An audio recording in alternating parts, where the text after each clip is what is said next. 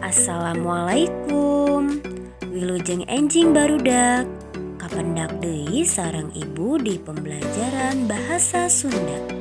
Minggon kamari urang atos diajar ngeunaan sasatoan sareng tutuwuhan.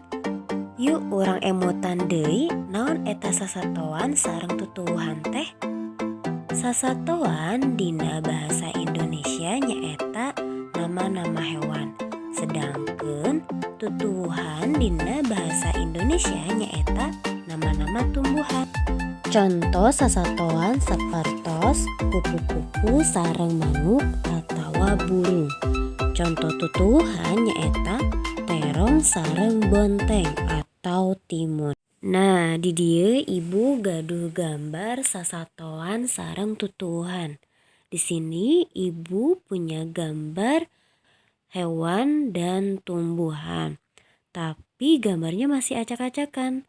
Tugas kalian coba kelompokkan mana yang termasuk kelompok sasatoan atau hewan dan mana yang termasuk kelompok tutuwuhan atau tumbuhan. Tulis dengan menggunakan bahasa Sunda.